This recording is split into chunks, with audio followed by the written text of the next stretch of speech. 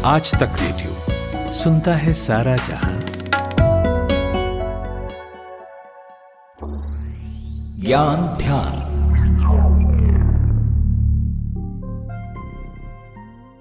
छह महीने पूरे हो गए हैं रूस यूक्रेन युद्ध को, लेकिन जंग अब तक किसी नतीजे पर नहीं पहुंची है। इस दौरान आम जानकारी रखने वालों की कौन कहे, इंटरनेशनल अफेयर्स को जानने समझने और उस पर गहरी पकड़ रखने वाले लोगों के भी अनुमान धरे के धरे रह गए। रूसी सेना यूक्रेन के पूर्व की तरफ से आगे बढ़ते हुए उसके कई शहरों पर कब्जा कर चुकी है और आगे बढ़ रही है। सबसे ज़्यादा खतरा यूक्रेन के सबसे बड़े न्यूक्लियर पावर प्लांट को लेकर है कि कहीं इससे कोई परमाणु हादसा ना हो जाए। इसे लेकर अंतर्राष्ट्रीय स्तर पर भी चिंता बढ़ गई है। संयुक्त राष्ट्र के महासचिव एंटोनियो गुटेरेस ने कहा है कि अगर प्लांट को नुकसान हुआ तो नतीजा विनाशकारी होगा। इस बीच किसी भी परमाणु हादसे से निपटने के लिए अब यूरोपियन यूनियन एंटी रेडिएशन दवा यूक्रेन को भेज रहा है।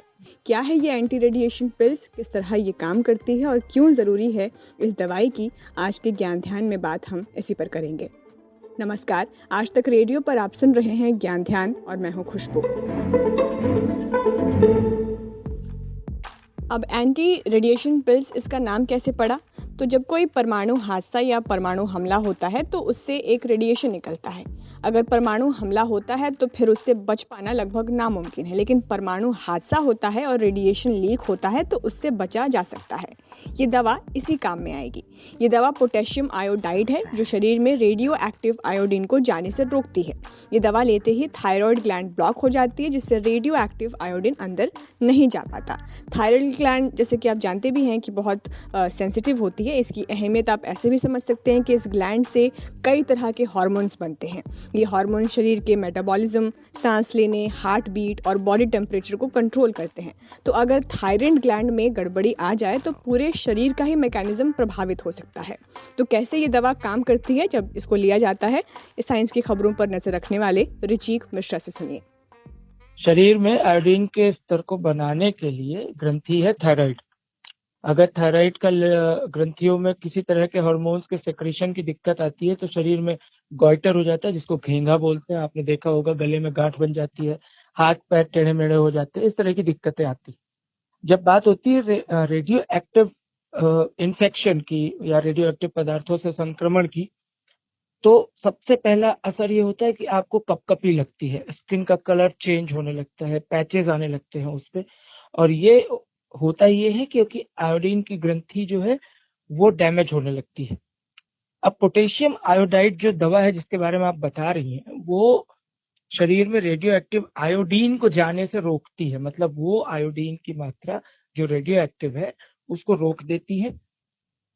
अब जब ये अंदर नहीं जाएगा तो किसी तरह का कैंसर डेवलप नहीं होगा, आपको सर्दी नहीं लगेगी और जरा सा भी स्तर ऊपर नीचे होने पर बैलेंस बनाने का प्रयास करता है। ग्रंथियां, हमारी जो थायराइड ग्रंथि है वो इस चीज को बहुत अच्छे से पहचानती है कि रेडियो एक्टिव आयोडीन कौन सा है और नॉन रेडियो एक्टिव आयोडीन कौन सा है। तो वो डिफरेंस क्रिएट करके वो पोटेशियम आयोडाइड की मदद से आपको रेडिएशन से बचाती है। ये कई तरीके से जा सकता है। सपोज दैट हिरोशिमा नागासाकी में जो ब्लास्ट हुआ उसके बाद वहां की फसलों में रेडियो एक्टिविटी थी, पानी में रेडियो एक्टिविटी था। तो अगर आप वो कोई फसल खा रहे हैं, कोई अनाज खा रहे हैं, फल खा रहे हैं, पानी पी रहे हैं, तो रेडियो एक्टिविटी आपके शरीर में जाएगी ही जाएगी। थोड़ी बहुत तो उन जगहों पे भी जाती है। उन खदानों में लोगों को होता है जो यूरेनियम के खदानों में काम कर रहे हैं, वो भी इस तरह के संक्रमण से जूझते हैं। तो दवाई का काम सिंपल सा है, ग्रंथि में जा करके आपके शरीर में रेडियो एक्टिव आयोडीन को जाने से रोके और शरीर को संतुलित बनाए रखें। US centre for prevention and disease control के मुताबिक चूंकि पोटेशियम आयोडाइड में बहुत ज़्यादा नॉन रेडियो एक्टिव आयोडीन होता है और इसे खाने के बाद ये थायराइड में भर जाता है और अगले करीब 24 घंटों के दौरान थायराइड और ज़्यादा स्टेबल रेडियो एक्टिव आयोडीन को एब्जॉर्व नहीं कर सकता है। हालांकि साइंटिस्ट का कहना है कि ये गोलियां सिर्फ इलाज के लिए हैं और अगर किसी का शरीर पहले ही रेडिएशन के कॉन्टैक्ट में आ चुका है और उसके थायराइड में रेडियो एक्टिव आयोडीन ऑब्जॉर्व हो गई है तो फिर फिर ये गोलियां उस नुकसान को पलट नहीं सकती हैं और ऐसे लोगों को शरीर में कैंसर बढ़ने का भी खतरा बढ़ जाता है। WHO के मुताबिक 1986 में यूक्रेन के चेर्नोबिल न्यूक्लियर प्लांट में हादसा हुआ था। इससे दूध और खाने के जरिए रेडियो एक्टिव आयोडीन बच्चों के शरीर में चला गया था।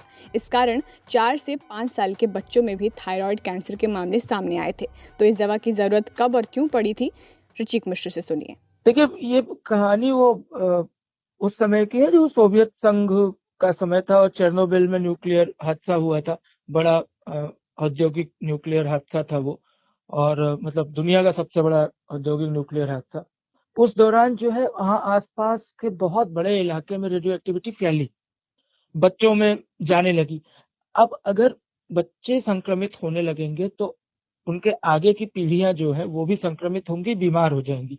तो उसको रोकने के लिए WHO ने ये कहा कि ऐसी एक एंटी रेडियो एक्टिव पिल की जरूरत है जो इसको रोक सके, क्योंकि अगर 4-5 साल के बच्चों में थायराइड कैंसर के मामले सामने आ रहे हैं, वो किसी तरह से मान लीजिए कुछ उस पे से सर्वाइव कर जाते हैं, तो उनके आगे की पीढ़ी को दिक्कत हो जाएगी। वो भी अगर बच जाते हैं, उनको बहुत बड़ी बीमारी नहीं होती, तो अगली पीढ़ी को हो सकता है। तो रेडियो एक्टिविटी एक ऐसी चीज है, ऐसी खतरनाक चीज है जो पीढ़ी दर पीढ़ी ना आगे बढ़ती रहती है। तो इसको रोकने के लिए WHO ने सिफारिश की थी कि हम एंटी रेडियो एक्टिव पिल्स बनाए। फिर बाद में दुनिया भर के वैज्ञानिकों ने रिसर्च करके अलग अलग जगहों पे अब ये पोटेशियम आयोडाइड जो दवा है, इसके कई वेरिएंट अवेलेबल है मार्केट में, अलग अलग कंपनियां बनाती हैं। मेन मकसद इनका यही था। तो ये था आज का हमारा ज्ञान ध्यान। उम्मीद है आपको पसंद आया होगा। सुझाव या शिकायत हो तो हमें ज़रूर बताएं। पता है radio@aajtak.com। इस पॉडकास्ट के लिए साउंड मिक्सिंग की है नितिन रावत ने। खुशबू के साथ थे आप। नमस्कार। 3 ताल की टीम 99 के स्कोर पर नाबाद। शतक की उल्टी गिनती शुरू। लिसनर्स की धड़कनें तेज, कैमरे का पूरा फोकस ताऊ, बाबा और सरदार के ऊपर। और ये शतक आज तक रेडियो के लिए बेहद उत्साह और गौरवपूर्ण क्षण। आपके फेवरेट पॉडकास्ट 3 ताल का 100वां एपिसोड आ रहा है। 10 सितंबर को इसके साक्षात गवाह बने। इंडिया टुडे मीडिया प्लेक्स फिल्म सिटी नोएडा में आपका इंतजार रहेगा। रजिस्टर करने के लिए 9953323303 पर व्हाट्सएप करें।